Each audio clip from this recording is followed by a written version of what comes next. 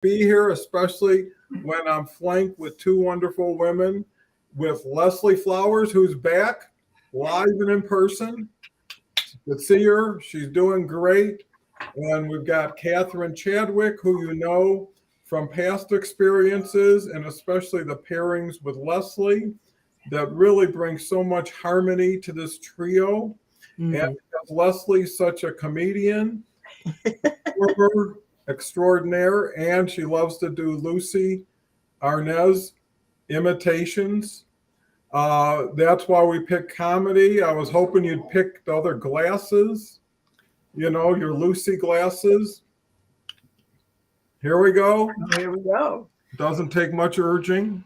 All Oh, right. I don't like them very much. Do you like them? no. Okay, take them off. Okay. Yeah, but they were good for a minute. I liked them when they were in the Desi Lou type of Right, theater we were in at that day.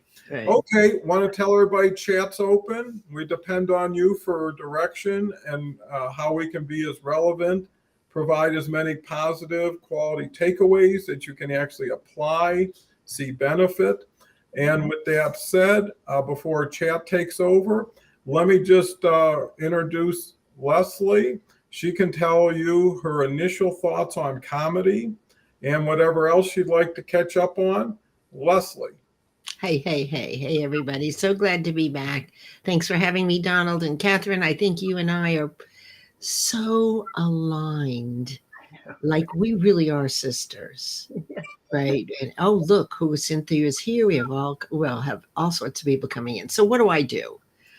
Oh, well, now that I'm feeling better, what I do is show you exactly how to set a goal in 12 weeks that you've never done before and have you achieve it, and the next one, and the next one, and the next one. And where I get that is from 15 years studying deeply the principles of success from Think and Grow Rich. Hi, Cynthia. And universal law. Absolutely in love with conscious awareness and the power of really overriding an emotional reaction that doesn't serve us very well, or excuse me, overriding, outweighing, because we only think one thought at a time. So how cool would it be if all your thoughts turned into positive ones? Mm-hmm. That is where we're headed. Yet we all have reactive, negative uh, reactions to certain things, triggers, and we can actually learn to catch them and outweigh them with something positive. So that's what I love to do. Well, that was very articulated in a way. Hopefully, everybody can appreciate the value of taking on that type of initiative. Thank With you. that, oh, you bet, anytime. With that, Well, let's do it again then. I'm My here. name is Leslie Flowers, and one of the things, no, go ahead, Gary. I want to hear it twice. Anyway, moving on to Catherine. So nice to have you today. Mm. Why don't you share with this lovely audience, Ashif's here, what your initial thoughts on comedy, as well as catch up on what you've been doing and what might be of valuable interest to the audience. Well, what's interesting is I think that you can find fun in just about everything. And it's certainly a perspective, right? And so I think that really is a fun thing to do, to find the fun. And so I love humor. And what's interesting in the positive intelligence, and they say you're developing the sage brain. I always add humor. I add humor for everybody. And I often ask, people that I'm working with, where's your sense of humor today? Right? Because we need to bring that up to the forefront. And I use it a lot. I think it's a beautiful way to live. And as Leslie was talking about, we have the opportunity to choose whether we're going to hang on to that emotion, that reaction or not. We don't have to. And it's fascinating because the research shows that the lifespan of an emotion is 90 seconds or less. So it's like, if we're going to keep perpetuating that, that's strictly a choice and a habit, likely a bad habit. And right along with that, my mom always said, well, what you tolerate is what you teach. And Mhm. so, you teach people how to treat you. You teach yourself how to treat yourself. If you're not going to be moving along, I think that we're not meant to not change. And I think that that's people have a lot of resistance to that sometimes, and it actually affects your health. And that's where I come in. I've been a nurse for a very long time, and I have had situations in my life where I haven't actually taken very good care of myself, and I was right in that resistance mode. So I was like, okay, let's get out of that. And I think it's important to work on reprogramming, to learn to be mindful, to raise that level of self-awareness. And I'm a practitioner of applied positive psychology, so you don't have to talk me into any positivity. That sounds terrific. And, it just shows you what a wealth of experience and knowledge is around this table, Yeah. that could support individuals by their own stories, not just by philosophies or strategies, but realities. And when I think of comedy, I think of relief. A lot of times you'll hear it in the same word, comedy relief, right? Mm-hmm. You go into a little kid's room, and you bring a toy or a doll or something, and all of a sudden, smiles start to show up. In essence, comedy is a great door opener, and not only that, but a heart opener, because once you can get people laughing with you, having a good time, the resistance has gone away, or they wouldn't be laughing, right? They just decided to give up on whatever it was that they were focused on and get into what you're doing. And that's why, in most cases, if you ask people what the number one quality of their partner is, it's a sense of humor, right? Can you imagine going through life with someone who just everything is vanilla, everything is down the middle, everything, and that's not enough for everything if it's going to be everything. So, I think comedy is great. I think during the worst situations, if you can laugh at them somehow, even because of how am I so lucky, 1 in a million, I get it, right? And you got to laugh at that just because of the circumstance, even though you're in the middle of it. And even though you have to deal with it, but you know what it says? Nothing's as bad as you want to make it, if you want to make it that bad. So if you want to sit there and go beyond whatever just happened and get into the who did it, why did it happen, how am I going to get even? I mean, all of a sudden 90% of your brain is not even dealing with the broken glass. Now it's like this whole fury of emotions and situations. And if you want to be healthy, stressing yourself out is not a good way to do it. Getting overwhelmed with fear and anxiety and depression and everything else, and that's just every day for most people. How do you start bringing in the light? How do you start getting some laughter? And maybe who is it that you're choosing to be your comedians, right? I've Or got something to share about that. okay, let me just share the people real quick. Share the people. Yeah, for sure. Cynthia's here. Thank you, Cynthia. Love to see you. Ashif is here about every day, has so much great to offer as far as comments and insights, and just a wonderful gentleman if you get a chance to meet him. Christine's here. Christine's been coming here and there this last week. So good to see you. I know how busy Christine is, and Christine was under the weather just like Leslie too. So glad to see you recovered. Humor is a powerful tool to change the energy in the room. I use it often. Well, even if you don't get your way, they still remember the joke. Remember? So, hey, all, what's the topic? Well, basically, it's comedy. Cynthia says, well, comedy. Okay, we got people helping us. Laughter is healthy and a happy chemical. So, right. There's so much to things that you take for granted or superficially that have really strong, significant positive impact. We've got a new name. Gosh, I'm so glad to see you. Hello. Dennis is here. Dennis, our poet laureate. You're not just practicing, you're sounding like experienced expert, and not X-rated, but well dated. It takes one to know one. I always say comedy is the funny way of being serious, especially in business. It creates levity and paved the way for change. Leslie, now you can take it away. I had a couple of points, and I won't mush them together because I think each one has value. Mm-hmm. So one of the things I learned as a speaker, well on into my speaking career, was the power of vulnerability. When I could be in front of an audience and kind of poke fun at myself, people roared with laughter. Now, and I made sales, comedy, the fact that I could tell one on myself, right? It allowed the audience to relax and see the humanity in themselves, right? So while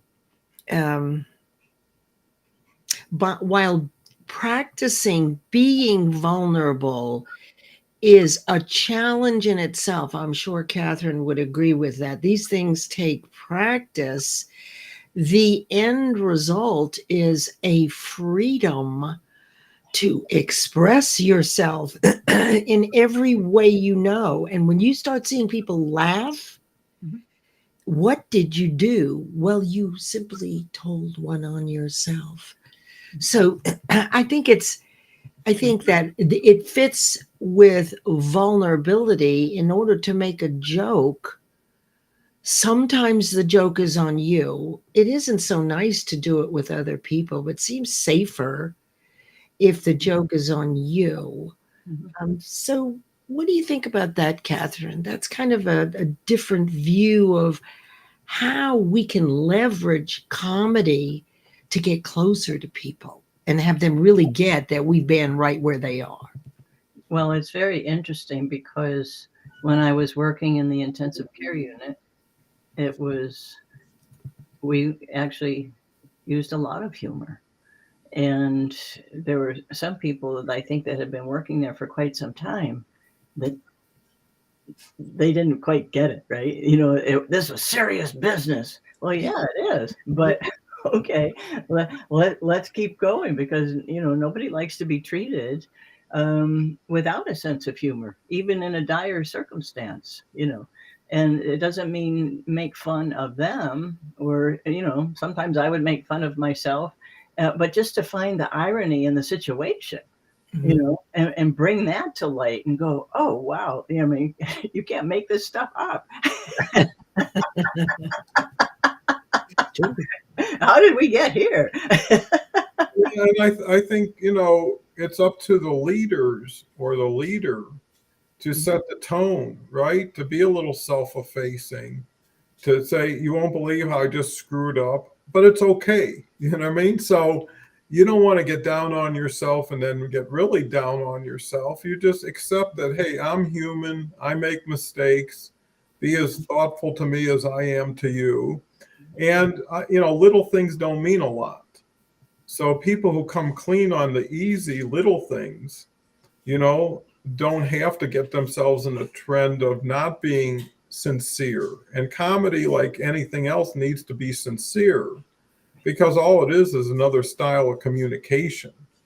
You're just trying, just like a magician is a distraction, right? And that's why if you go to Vegas, they have more comedians than anywhere. Why? Because they want to take all these sourpusses who lost all their money and have them and their wife have a nice evening for 2 hours that they can get off of the last crap game or whatever they were into. So there's a method to the madness, and there's a reason to involve lightheartedness because, especially if you're going into a serious meeting, right? You don't want to create an all or nothing, win or lose here. We're flexible. We listen. We like to learn, and if you can say that in comedy, and again, you got to be a comedian to do it right. Some people are better off not telling jokes if they're off color or disrespectful, right? And they don't know. I mean, that's why they don't know. Or people who it's not a time for it. So there's a timing when you put a joke in, You wouldn't do it during a serious negotiation. Let me tell you about the dog that walked around the corner. It's like, hey, who is this person and what are they interrupting us for? But at the same time, I think it's also a friendly thing that you can provide to somebody that's close to you, because you always want to put it in better perspective for them. It's not the end of the world. Don't worry about it. It's not a lot of money. We can afford it, blah, blah, blah, blah, blah. It's almost like every worry is already taken care of. Just get back to being happy. It's like having little kids, right? No matter what they're crying about, it's like, what is it going to do to get you? We got to get you out of this thing fast, right? A lollipop will do it. You're always thinking food. Whatever it is, forget the calories, forget what's inside of it. Let's get a smile. So, let's go through some more about these comments. Okay, so we've got Maria. I always say, okay, we talked about that.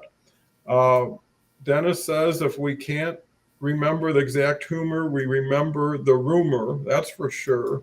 Sometimes funny isn't always 100% funny. We got here by listening and hearing. So true. Tabitha is here, and actually, Tabitha is going to be a first-time guest this coming week. So happy to have you. And I know Catherine was responsible for sharing you with us.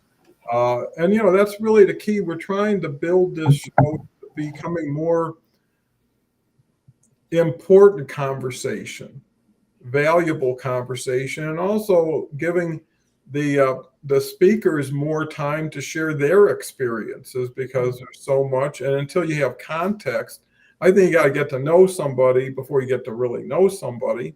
But this is a great opportunity. And if other people want to appear who, are serious about helping other people, but also have a goal in mind that they would like a show like this to help them, support.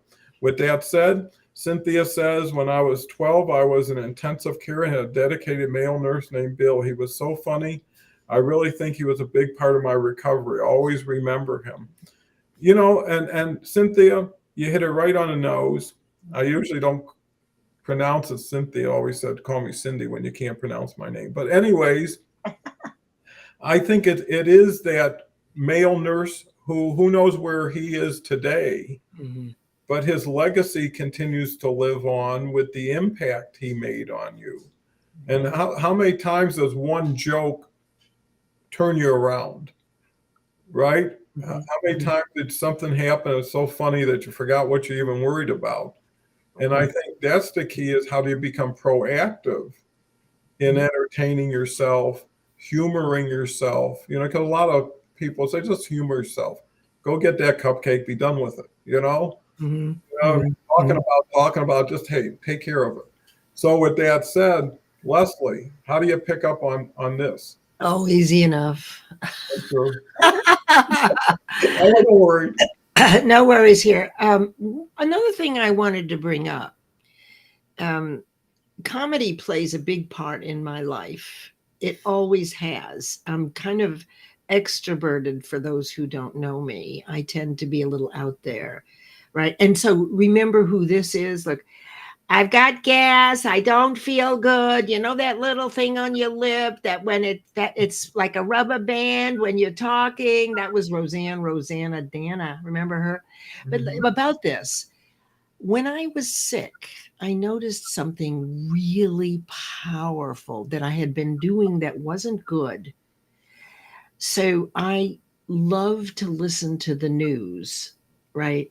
MSNBC. Okay. I love to listen to all that stuff. And when I was sick, I started falling asleep listening to the news. I have to tell you, I had the worst nightmares I had ever had. I was involved in politics and it was horrible. And I don't have nightmares. And I did a little research on COVID dreams, but it goes back to this vibration. So what I started doing, because I could barely stay awake, but I wanted to be entertained, first I put on I Love Lucy, and then that was too old. Like I wasn't okay with that. But the way that I was able to get through the COVID and the sleeping that I needed was running Seinfeld, Mm. because Seinfeld, I never watched it originally, but I started to watch, when I was older, and it's very funny and it's pretty light, Mhm. right? So it's interesting that as I fell asleep listening to Seinfeld, I didn't have those dreams anymore. And as a nurse, I'm wondering, Catherine, if part of the healing isn't the intentional rising of your vibration into laughter, that it is our natural state. Could it be that high humor is how we're supposed to be, and that's what I discovered? Well, I think so. Because I'm all about vibration. I think, Yeah, me too. yeah. Oh, I know you are. But absolutely, the higher vibrations are what really give us the freedom. And in those higher vibrations, we're more creative. We have more possibilities. Everything's temporary. So, oh my goodness, let's stay at those higher vibrations, because that's where the fun is. Yeah, and so going to sleep, with the laughter in the background of those funny characters, seemed to swath me to sleep. But I was really shocked, Catherine, at the intensity of the nightmares along with the COVID medication. And I said, "What are you doing, Leslie? Turn off the news." I started listening to the news for my clients around the world, Mhm. because I do believe that it's important for me to understand what's going on in their part of the world. And that's how that all started. But it took a hold of me when I was sick. And thank God I had the wherewithal to find something that made me laugh. Mhm. And then, and so really, you want to be in a hospital, right? You want to be with someone who has a good sense of humor. Yeah. It made a big difference for me. Mhm. The Well, other thing that's interesting too is when you're talking about the news, I haven't watched the news in years. mm, And I look at headlines to see, what's going on, and is there something that I'm supposed to be doing today to keep myself safe, right? Mhm, mhm, mhm, But mhm. other than that, every minute I mean, my opinion for myself is every minute I give to those folks is taking away from some fabulous thing that I can be working on, something, that I can be doing. yeah, and here's, I think the key, and there's been studies saying that whatever you did right before you went to sleep, you took to sleep with you, Yep. right? So if you want to see a monster movie and all the slasher stuff, I mean, The versus, news is a monster movie. well, and that's the other thing. It's all a matter how much.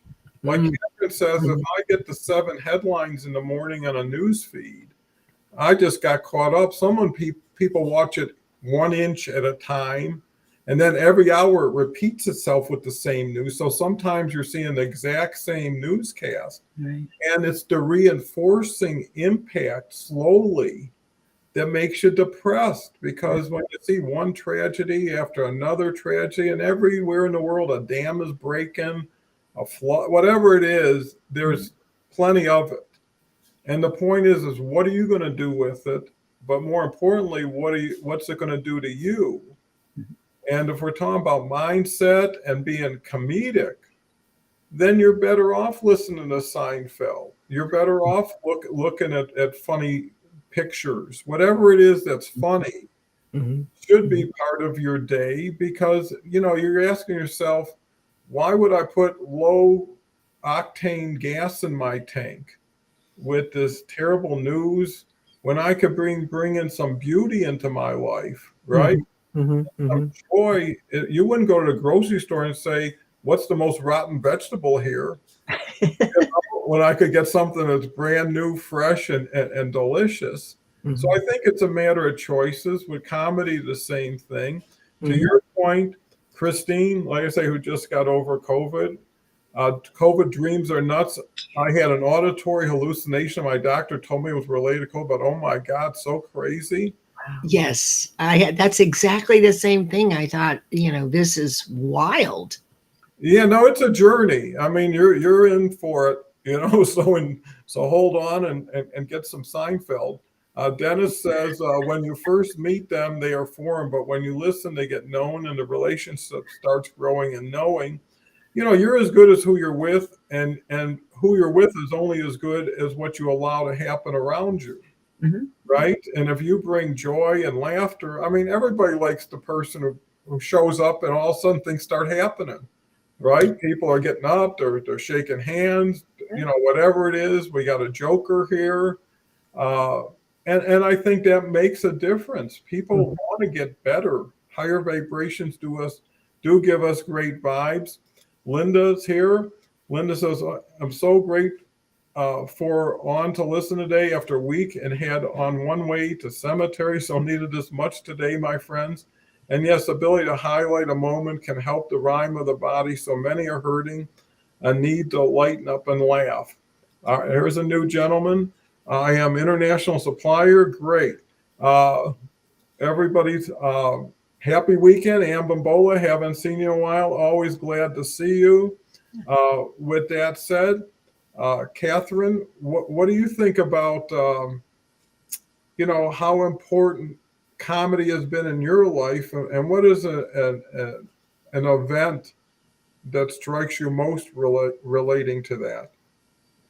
Well, it is pretty funny. Going back to what you were watching before you went to sleep, Leslie. Mm-hmm. When I was a kid, I remember having horrible nightmares, thinking there was a cyclops under my bed. And I'm like, oh. And it took me a while to get over that. When you're 2 or 3 years old and you think there's a monster under your bed, you don't want to go there, right? And so, but that's kind of the analogy, as you get older too, because if people are cranky and people are grumpy, you don't want to be around them. And so I think it's just, it goes back to choice. And I think that we can choose to be funny. Mm-hmm. Oh my gosh. And so I remember being at the beach one day, and I had a roommate who was a respiratory therapist, and we worked the same shift. We're at the beach, day off, and she goes up on her elbow to roll over, and a pelican pooped right on her forehead. and it's I mean, what are the odds, right? And so I started laughing, and she wasn't laughing in the beginning, but then when she realized how funny she must look, I mean, we both got hysterical. So here we are pretty much, wetting our bathing suits without being in the water, because we just laughed and laughed and laughed and laughed and laughed. But what's so funny is when you have those experiences, they keep coming around, right? And so we would just look at each other and laugh. I mean, we'd be in the hospital and we'd look at each other and laugh, right? And so it's one of those things that, as you say, really builds relationship with people. And I do believe that if people can find the humor in the situation, then, and when you think about it, oh my goodness, there are so many funny things that just happen every day. Yeah, and people who are funny are very often sharp-witted. Yes. Right. They can do this very quickly. I do this very quickly. Mm-hmm. Right. I can be funny in a heartbeat. I can flip words around. Mm-hmm. I didn't always have that. I think like anything else, I must have loved it and practiced it a whole bunch and loved the response I got. Right, as the entertainer. And I was always entertaining in high school, dancing, singing. I went to San Francisco State and studied drama, performed at UCLA before Burt Lancaster when I was a junior in high school, very connected with the theater and the film industry, many, many years ago. It is like important to be sharp-witted. I mean, even look at Dennis Bratchfield. I mean, I think he does electronics or something. I mean, he must have his customers hysterical. Saying to them about the size of the bill. I mean, it has a business that has nothing to do with stand-up comedy. Yet you'll notice that he thinks this way. He has taught himself to do clever things with words, and he's so good at it now. And we always laugh when Dennis is here because he comes up with the most off the wall things. You know, my intention for myself and my clients is wealth, health, and happiness every day as a mindset, not a goal.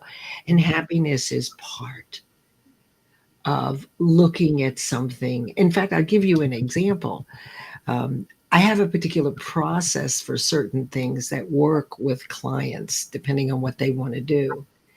And I've done it many times. So they're learning through repetition, right? This goes on every week. So they're actually becoming masterful at the process so they could focus on their clients instead of on the technology, etc. And something odd happened the other day. And rather than being upset about it, I just started laughing because something very strange happened with Restream and something else. Now I realized I could have been concerned, worried, because this is one of my clients, but instead the two of us just cracked up. It was so off the wall. It wasn't even worth getting serious about. And we left each other hysterically laughing. Mm-hmm. So we do have that choice. We can look at things. How fast, though, can you turn the negative into positive? How fast? How long does it take you when you're in the dumps or someone else is in the dumps, a child?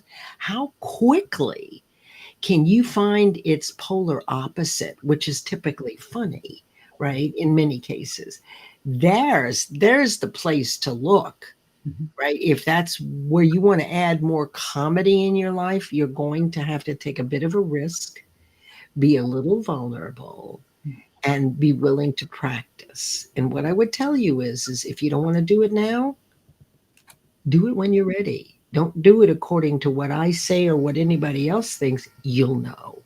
Right. Well, I think that, the other thing is how much practice do you have, right? Comedians who are well practiced, I mean, they can say their jokes in their sleep. Their timing is perfect because really, growing up in the 60s, all the best comics, I believe, were, out there, whether Don Rickles or Jackie Gleason or Henny Young. I mean, just on and on and on. People who honed their craft over years of small stages and saloons and stuff. And at the same time, some people have never told a joke. They've never been around anybody to tell a joke. Everything has been, digital. Everything's been somewhat superficial. Mm. But what I find is if you don't make something very important, it never becomes too serious. Right? If it's like everything is depending on this, well, hopefully you don't do that as a rule, you know what I mean? Because if it all depends on this, one day it's not going to work out. And what happens if it doesn't work out? So Donald, in the audience, anybody who will not look up on Google, I will give you $10 if anybody in this audience knows who the hell Henny Youngman is. Well, I know who he is. Catherine knows who he is. You don't get to look it up, but you have to tell me who Henny Youngman is, and I'm giving you $10. And I heard her, so I'm a witness. I think I found that if it's not this, it's that. If it's not me, then who is it? It's going to happen, and being happy about something that isn't happy isn't natural, but staying unhappy about something that's not happy isn't natural either. Mm-hmm. And other people depend on you to get happy already, right? If you're around dinner with somebody and you're sad, it's like, hey, can't you perk it up a little? I'm here to have a good time, or what's going on. And I think that's so important, is being able to communicate what just happened. I mean, can I tell a joke? A Henny Youngman joke? Sure. Yeah. take my. Okay, you ready? Oh my God, this is okay. So Henny Youngman, it was an older Jewish man and had a bit of an accent, and he tells a story about the woman who hires someone to paint her portrait. Hello, she says, I hear you're a Picasso. Well, I don't know, ma'am, but I do portraits. Great. So she starts the sitting, and he's painting on the first day, and she says, Picasso, let me ask you a question here. If you have a little bit of extra paint, would you mind creating or making a couple of big diamond rings on my hand? He said, sure, lady, no problem. And the sittings went on. And the next day she said, and by the way, Picasso, what are the chances of your creating a diamond tiara? I'd love to be wearing a tiara in my picture, in my portrait. He said, not a problem. We have plenty of paint. And the third day, the same thing. And he said, lady, let me ask you a question. Why do you want all this jewelry in this portrait of yourself? Right? She says, my husband, he's a son of a bitch. And when he dies, he's going to marry some young woman. And I want you to drop dead looking for the jewels. That's a good one. How'd I do? Okay. Yeah. I Okay. don't think Henny's rolling over his grave, but I think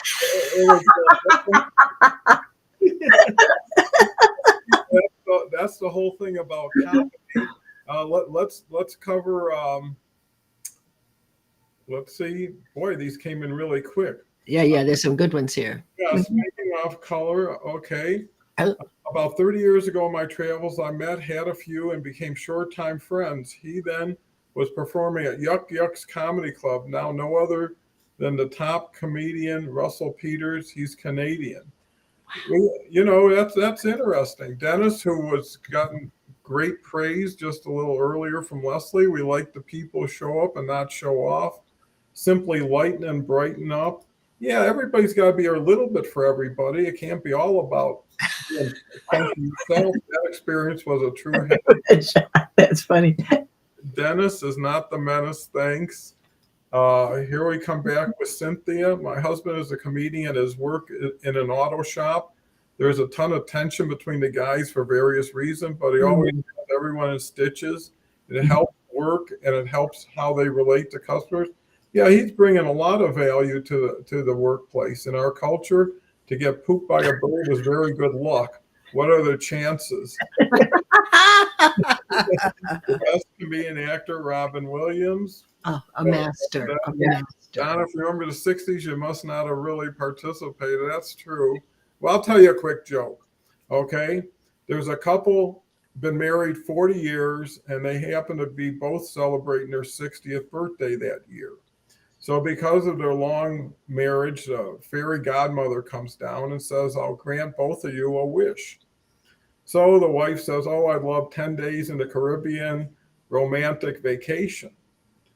So she says, poof, and here's the tickets, all expenses, blah, blah, blah. So the husband kind of whispers or mumbles, I'd like a wife 20 years younger. And she said, the fairy godmother, poof, you're 80 years old.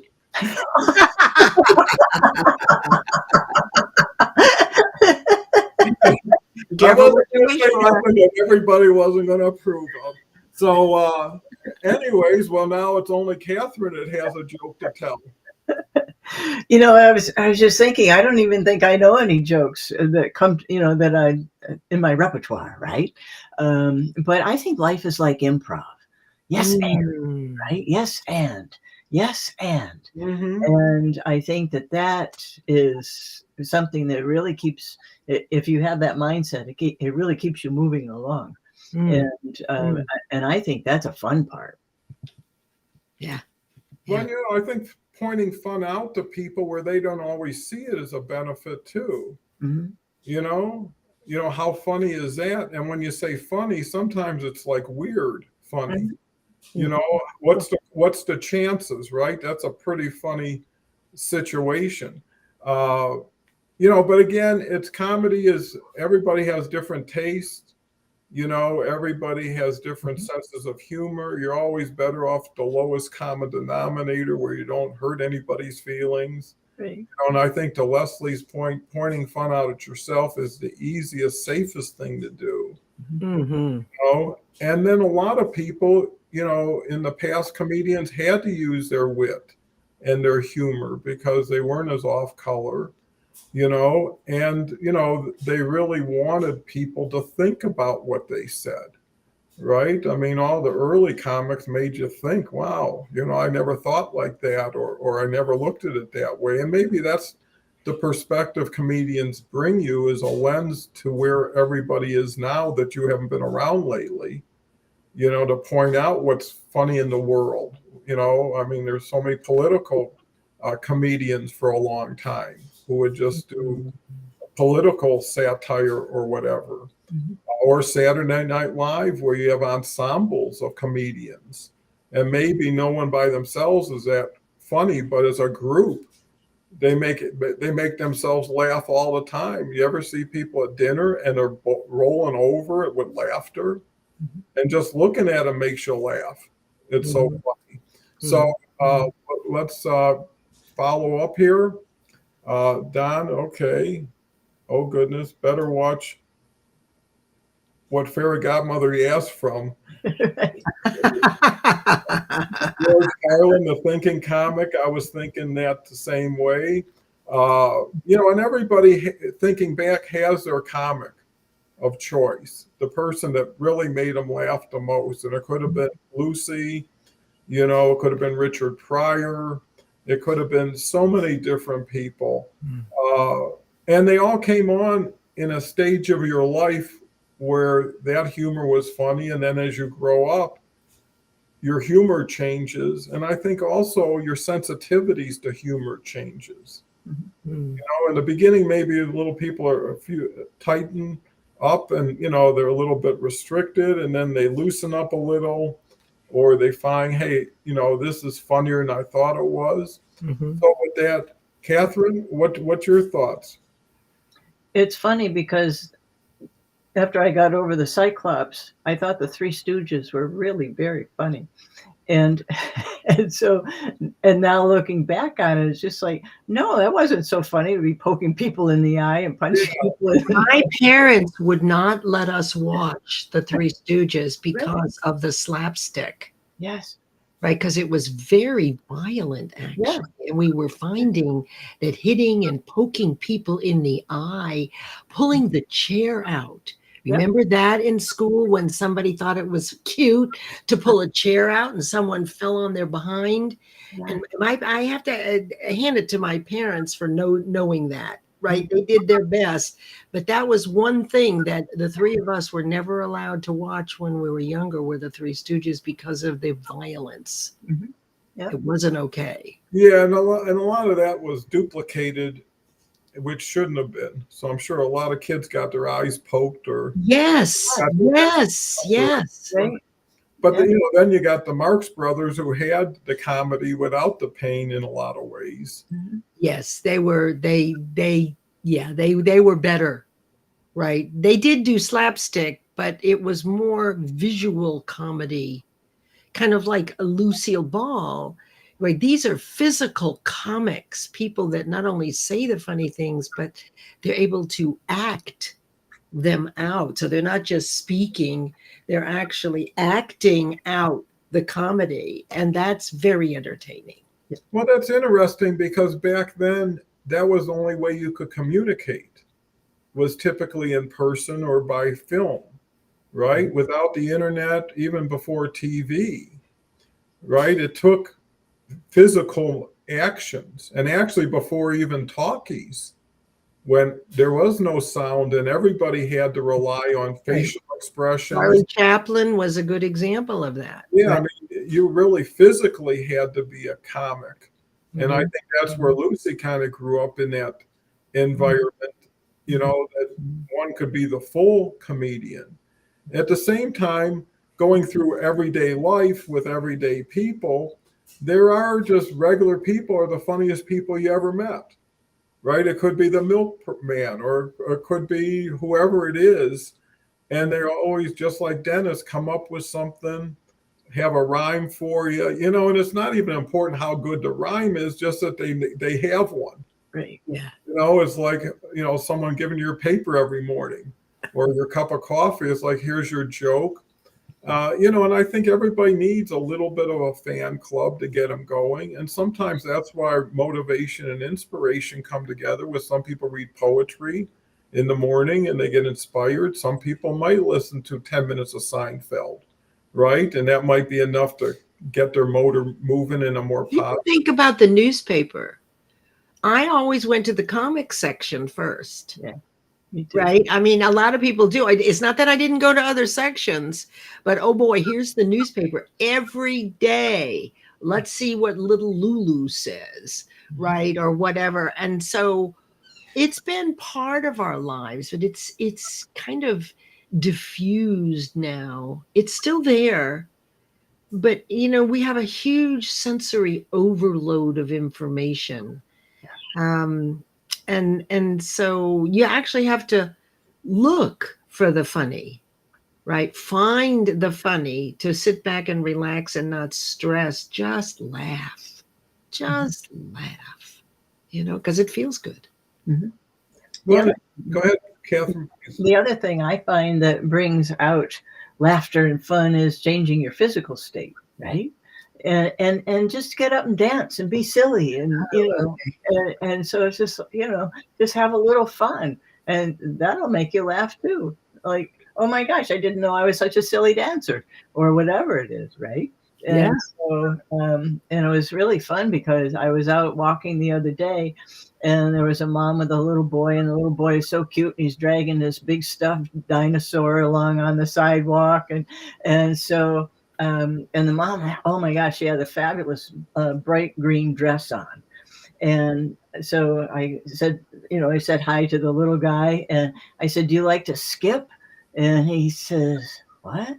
I said, skip, let's skip, right? And so we're skipping down the sidewalk, and the mom's in this great dress. She starts skipping. So it's just, it's like improv, have fun with people. It doesn't have to be on our own all the time. Well, and I think it's like taking short, excursions. Hey, let's just get off and see what's at that park and have some fun. It's really taking the time out to enjoy yourself, whether it's with comedy or whatever. Yeah. Find the people who entertain you the most, right? I mean, that's like a command performance you get with some people when they show up for lunch or whatever, because they got a million stories, a million jokes. They're happy from the minute they see you to the minute they leave you. They're charismatic too, very often. Don't you agree? Yes. Oh, sure. And you have no choice but to absorb that. No different if you're with a weeping willow that just sits there all day and whines and cries, and it's like, gosh, enough's enough already. I mean, there's other parts of life. And I think that's important, is you got to reserve your sections. Like you're saying, comics, I used to go to sports or horoscope or the TV schedule, or even the movie schedule was a big deal when I was growing up, because every week would be a movie. It's like which one and who's playing. But, it gave you some consistency that the comics were always going to be there every day, or the sports page, and something was going to change from yesterday. So in other ways, you're looking beyond where you would have looked if you didn't continue to look through this and understand. And eventually your comics start changing. You decide, hey, I'll go with, a different comic now, just like a different show. But I think it's all about yourself. It's all about people. How much fun are you having? How much fun could you be having? And what's going to happen to make that change? Linda makes an interesting point down the row a little bit. She says, yeah, this is kind of interesting. What they've taken the clown, which used to bring cheer to people. Yeah. Well, I was thinking about that, how clowns were the Jack in the Box. Remember?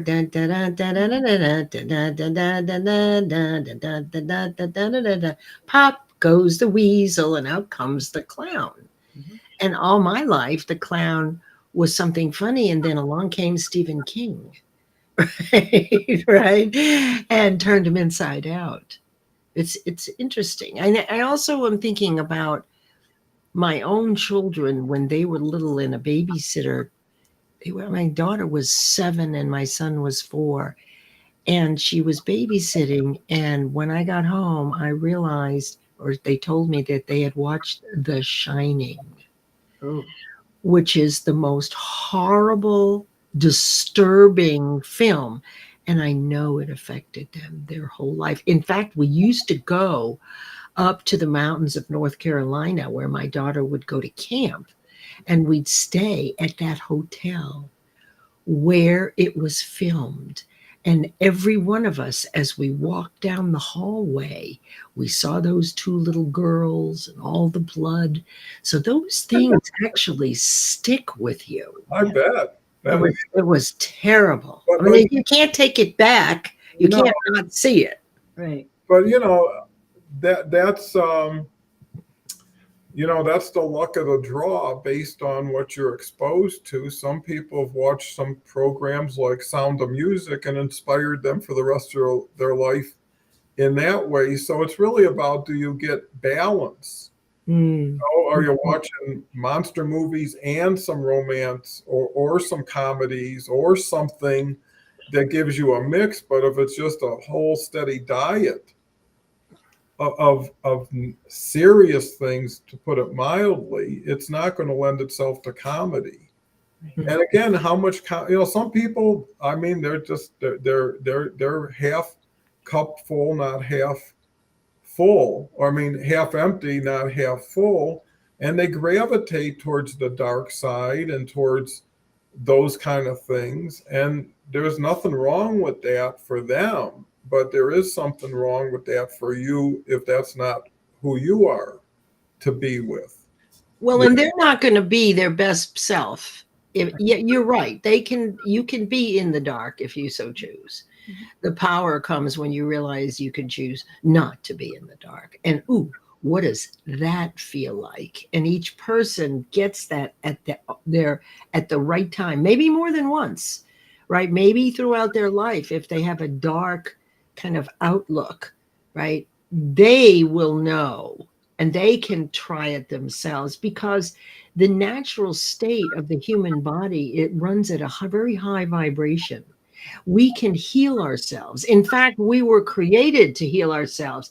And it's through what we are thinking repeatedly with a low vibration that causes dis-ease in the body. We actually make ourselves sick. And you've all heard that people can actually heal themselves by what they're thinking, how it makes them feel, and how often they think that. Catherine, what do you think about that? Oh, absolutely. The research shows that over 90% of health, conditions and illnesses are lifestyle induced. And what the other interesting thing in regard to the epigenetics and all the research that's coming out with that now, you signal the genes, whether you're going to upregulate it or downregulate it. And so it's fascinating. Well, how do you signal the genes? Say just a little bit more about that, but pretend I'm a 4th grader. Well, what kind of thought seeds are you planting in your mind garden? Okay, got it. Right. And it's all about vibration that you're talking about. Yes. And that's what I call the ultimate mind diet. Yes, I love that. That's your own, isn't it? Yes. I love that. Because the thoughts run the show. Absolutely. And yes, absolutely. Absolutely. And I grew up as a very angry kid. I turned into a very elegant bully. And it was really, and you wouldn't you wouldn't know You don't that. look like one. I know, right? And You were good. Yeah. But, there were some life-changing experiences, that I'm like, okay, something is way off here. And that's when I started studying about vibration and thoughts, and the chemical cocktail reactions to the emotions, and responding versus reacting, and all of that. I started studying all of that in the 80s, and the blossoming of the technology is allowing the research to blossom too. It's fascinating. I love it. I love it. Oh, Right. in fact, having a really good time with Napoleon Hill's Think and Grow Rich, because as I teach what he knew, I'm Yeah. able to see what he has, what the last 100 years has provided that he was unaware of, and which we are aware of now, the distinction between the conscious and the subconscious and a few things like that. Yet he knew that there were universal laws. He knew that there was a co-creator. He didn't know how to express it yet, right? Because I guess of the research or whatever. But now 100 years later, you can see the distinction between the body of knowledge about the mind in 1937 as opposed to today. So to your point, it's very exciting that there is, and this may be where AI becomes valuable. There's a lot of fear around that. In my view, I have some questions about AI, but I sense that research and medical research and innovations will expand more quickly as a result. I just don't know how to manage the other part that's concerning protecting people's IP, etc. Right. And that's a whole Yeah. a whole nother discussion, isn't it? But I apologize for bringing it in, but it made me think of AI. Yeah. And it's, because poor Napoleon Hill, right? The one of the things that gave him away of being an old guy was his insistence that the reason that men are bald is because they wear their hats too tight. And you see, back then, all men wore hats, bald or not bald. So obviously, the conclusion was, with what was available, loosen up your hat. Well, of course, we laugh at that now, Right. because we know differently about balding and the genetics, etc. So it's been kind of fun checking them out. Yeah. Yeah. Cover some last comments. Who was the comic who put sound effects for comments, periods? I can't remember. Victor Borga, wasn't he the one? Yeah, I believe so. Yeah. You got a good mind. I agree. Grow up, not grow old. Dennis says. Sheaf says, when life shuts a door, open it again. It's a door. That's how they work. So true. Did better and left their important mark. So true. Victor Borga. So we got 2 right answers. Yeah. Dennis says, thank you, Don. The milkman was known for jokes that were the utter way to laugh. Good one. Beverly's here. Beverly's here on Tuesdays. What a wonderful lady. Hi, Erin. I'm at the hairdresser, but I'm listening. So glad to be here. So glad to have you. As she stopped going. Better to be slapped with truth than kissed with a lie, the Joker. Okay, I believe it. Thinking and drinking water creates healthy order. Dennis says, AI is better than Amy. Well, without getting deep into it towards the end, everything is how you use it, whether it's humor, whether it's AI, what your intention is. Is it for the good, the betterment, and when people know your intention, they know your context to your humor, right? It's like, how did you come up with that, right? And they say, well, here's what happened. And then there's a story behind the story. And actually, the best comedians are storytellers. That's all they do is tell stories. I mean, if you go way back, like Myron Cohen or Mickey Katz or some of those old timers, they grew up talking to audiences directly. Everything was vaudeville or stage or something like that.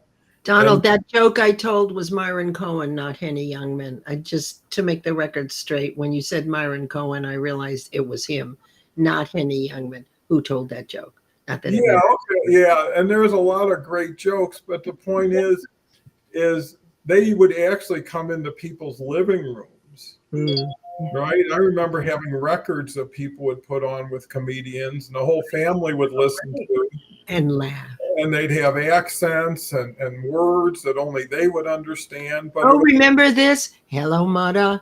Hello, father. Here sure, I am at Camp Granada. Camp is very entertaining, and we'll really have some fun if it stops raining. Anyway, we would listen to the record, Mhm. the album, the 33 LP of this guy singing these funny songs. It was hilarious. yeah, well, that's most songs were stories back then. You Mhm. know, whether it's itty bitty bikini, you know, or the Rambler that beat the Cadillac or something at the light, whatever it was. There was a lot of entertaining stories because you listen to the words. The words meant a lot.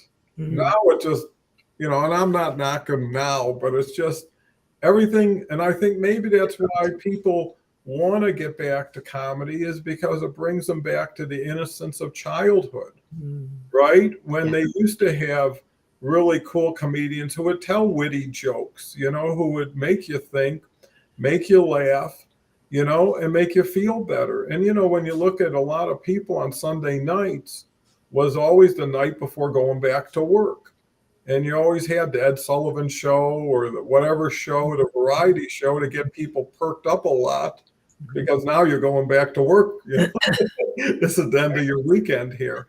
So with that said, we're just about hitting time. I know we shared a lot of the past, but it's our past. And it's nice to remember it, and to be with other people who remember it just as well or better. And I think that's what the whole thing is sharing, caring, learning, you know, supporting.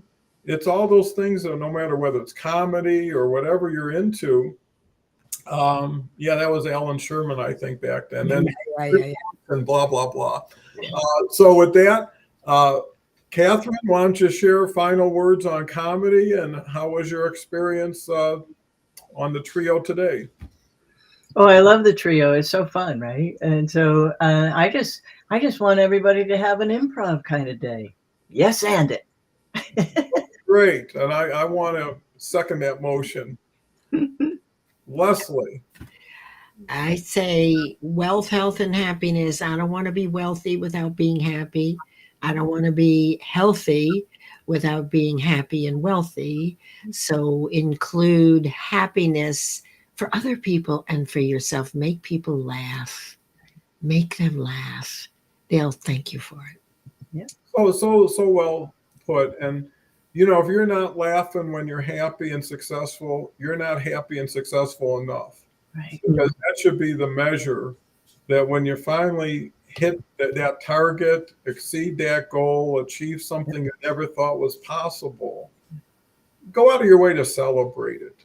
Go away to enjoy it more than you normally would. You know, accentuate the positive. You remember that was our key song? Yes. Yeah. You know, and Accentuate the positive, right? You remember? yeah, I mean, and I still, and that's the key. You do remember, you know, is that was true 100 years ago whenever it was created, and still true today.